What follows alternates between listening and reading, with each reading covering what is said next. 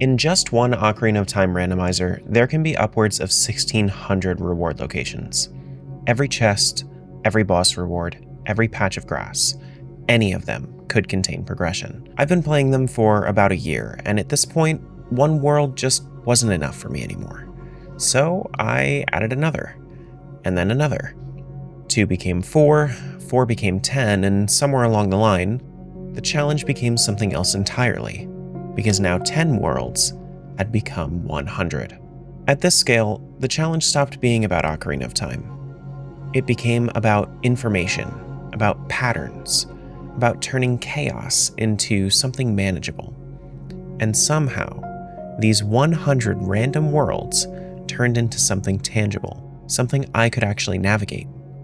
This is the story of how I solved the multiverse.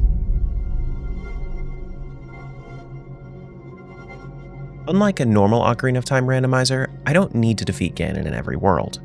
Instead, every world has a single piece of the Triforce hidden within it. If I find that world's piece, that world is now complete. Finish all 100 worlds, and I can finally take on Ganon to finish the run. Simple in theory, but thing is, the Triforce pieces are the only items guaranteed to be within their own worlds. Everything else could be anywhere. For example, a hookshot from World 8 could be in World 73, a bomb bag from World 61 could be in World 1's grass. Brute forcing one world at a time just wouldn't work. If I ever want to finish this, I'll need to constantly jump between worlds. And I assume I'll need to track everything. Every important item, every cleared area, every world's progression. Bomb bags, hookshots, songs, routes. Okay, I can do this. Adult start. Cool. That means we're already in Castletown and we can go to one of the best spots in the game, the guardhouse pot room. But immediately, I hit a snag. This is slow. Without a sword or shield, I'm forced to pick up and throw each pot by hand. And something that normally takes seconds is taking me over 3 minutes. On its own, this doesn't sound too bad, but across 100 worlds, this one room could cost me more than 5 hours. And that's when it clicks. My biggest enemy isn't difficulty, it's time. If I want to make this work, I need to be selective. I don't need to know everything, I just need to know what matters. Shops are an obvious starting point, fast, free, and no prerequisites. I just need to look for this icon. Any item that looks like that could be progression. Trees are next. Easy to check, and Hyrule Castle has no shortage of them. I guess Pot Room's still worth it, even if it is painfully slow. Most of these early checks have been junk so far, until I found this. Wait, hold on. Progressive bomb bag for 61? Okay. I'm going to actually mark that down. I'm going to take a note of that, because I might not want to go straight to World 2 now that I found a bomb bag. We'll probably skip ahead to World 61 once we're done with World 1. At first, this note seemed small, but it puts my current plan into question. Bomb bags mean access to grottos. Grottos mean dense clusters of checks. And dense checks mean efficiency.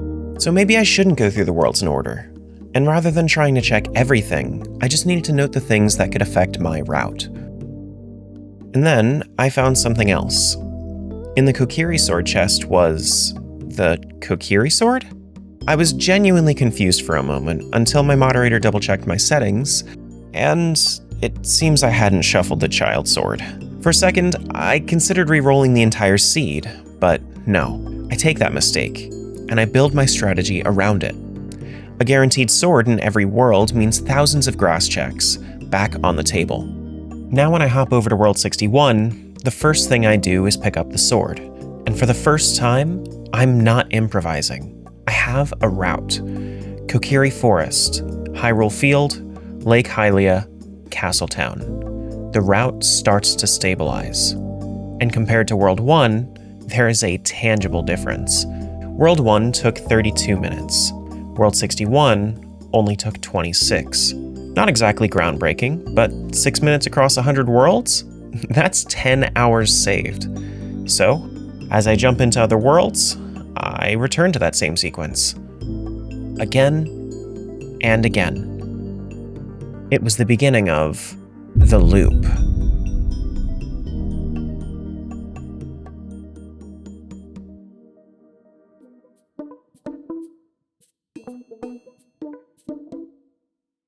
The first thing I do now is evaluate a world's inventory before committing to it. Some setups are fast, some are slow, and some aren't even worth touching yet. I'll move through the ones that matter and leave the rest for later. Because every world I explore uncovers more tools, and every tool changes what comes next. At this point, I stop thinking about the rules. It becomes routine, moving from world to world, checking what matters, and skipping what doesn't. I note down important finds. Bomb bag worlds still get priority. Other items, like the hookshot, let me squeeze in a few extra checks on the route. But those extra checks led me somewhere important. To Malin. Because every time I talk to her, she offers the same reward. Requiem of Spirit. Once was odd, but twice was suspicious. Then it kept happening. That shouldn't be consistent. Songs just aren't behaving like everything else. So, I start checking them when I can, just in case it might matter later. For now, the loop continues. Gets faster, more consistent. World after world, check after check. The pattern holds until one world finally breaks it. Come here! There it is!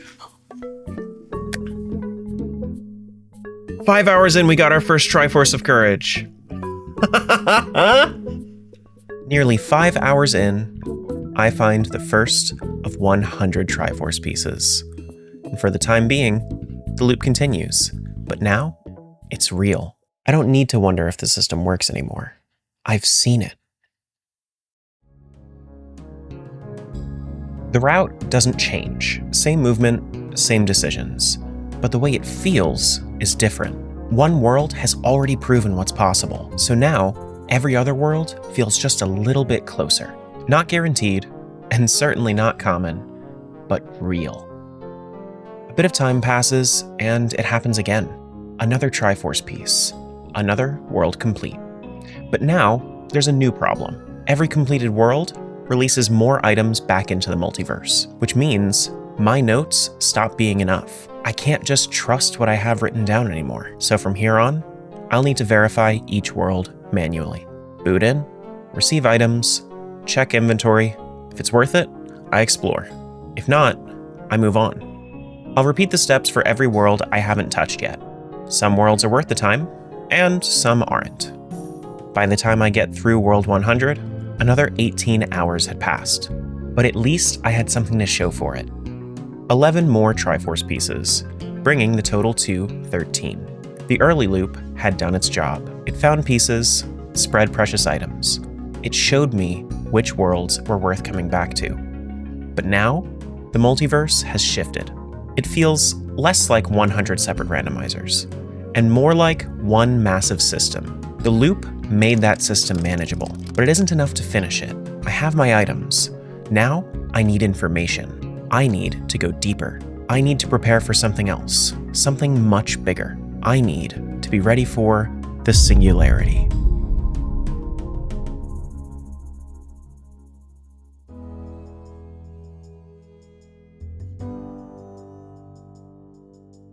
What I'm after is the point where the multiverse begins solving itself. But first, I have to build up enough worlds to get me there. The loop got me here, but it can't take me the rest of the way. I'm done skimming. I need to commit. 23 hours in, I have 13 Triforce pieces. That means 87 are still out there. And I'm not going to be able to find them by hoping they show up in early checks. Now, I need answers. Luckily, there's a hint system for each world to tell me exactly where its Triforce piece is. But it takes 818 checks to get there. That's half of the entire world. If I can clear that much, I can buy my certainty. So now, when I boot into a world, I'm asking myself one question. Can this world go far enough? Bomb bags, still top priority, but aside from that, I'm only looking for 2 or 3 good items. Then, my route will differ depending on what those extra items are. Once the world qualifies, I clear as much as I can, as quickly as I can. That means every chest, every grotto, every shop, every song check that I would have ignored earlier, now has a purpose. Speaking of which, remember how they weren't quite acting the way they were supposed to? It's time to use that. Since song locations are consistent across worlds, I can build them directly into the route. Starting in Kokiri Forest, I'll head into the Lost Woods, which leads me to Nocturne of Shadow, and once I go adult, that will take me to Kakariko. There, I'll be able to pick up my Minuetta Forest from the Windmill, which then takes me to Sacred Forest Meadow, where I'm given the Song of Storms. Implementing these locations into my route skyrockets the amount of checks available to me in every single world. More shops, more grottos, more warps. These songs do what the loop no longer can. They connect the worlds in a consistent way, and getting up to 818 checks doesn't seem so difficult anymore. There's only one problem. We are at exactly 818, hint, Triforce piece. Zora's Fountain, so we're gonna have to come back here when we have Iron Boots for World 98. Knowing where the Triforce piece is only half the battle. I still need to be able to get to it. So for now, I note down what I need, and keep an eye out in case I find it. That becomes the new rhythm. Find a world that's strong, push it to 818, hint the Triforce. If I can reach it, that world's done. If I can't, looks like I got another one on the list. And that list keeps growing. With something of that size, it can only do one of two things. It either buries you, or it starts to clean itself.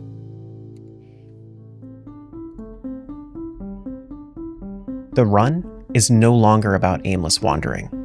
It's targeted to an exact degree. It may be a little slow, but it's controlled, and that is what matters now. This went on for over 20 hours. 20 hours of checks, 20 hours of hinting, notes, missing items, until it finally happened. So if I was to show you, you see how there are just seeds here? That we don't actually have a hint for the Triforce piece. We're over 818 now. So I'm gonna sign into these worlds, and then we're gonna see where the cheese is before even signing into it. Chances are, from here on out, it's just going to be like a cascade of me going straight towards it. This was it. The first taste of the Singularity. For the past 48 hours, every world needed effort.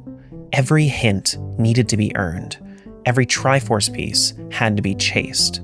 But now, worlds I've barely even touched were already crossing the line. The setup was over. It was time for the collapse. No more searching, just doing. It took 5 hours to find the first piece, and 48 more to find 48. One piece per hour.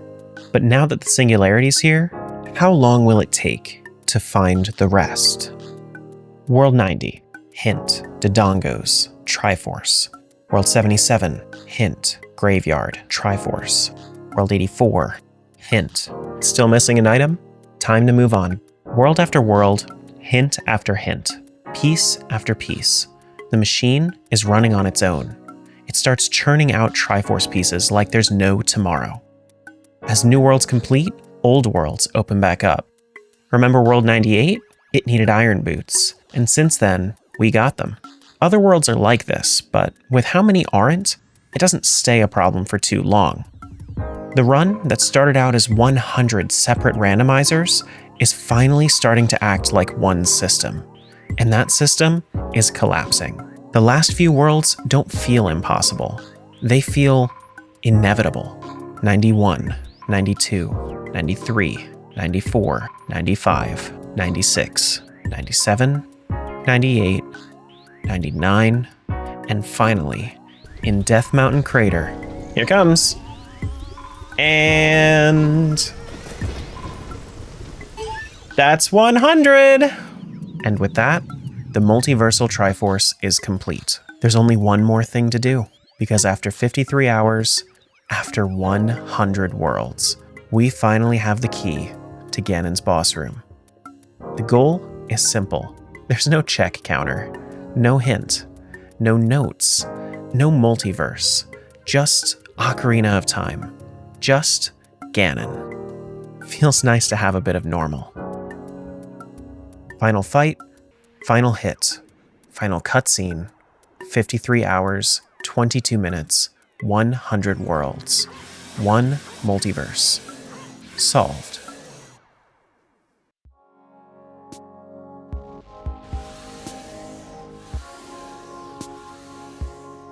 When I started this, I thought the challenge would be about scale. 160,000 checks over 100 worlds. It's too much information for one person to reasonably hold together. And for a while, that was true. I tried tracking everything. Then I stopped. I built the loop. We outgrew it. I chased hints, built a pile of notes, and then waited for the system to tip over. And eventually, it did. Not because I knew everything, but because I learned what was worth knowing. And that is how I solved the multiverse. Not brute force, not perfect routing, not some grandmaster plan from the start. Just one useful pattern, then another, and another, until chaos finally had shape. And once it had shape, I could navigate it.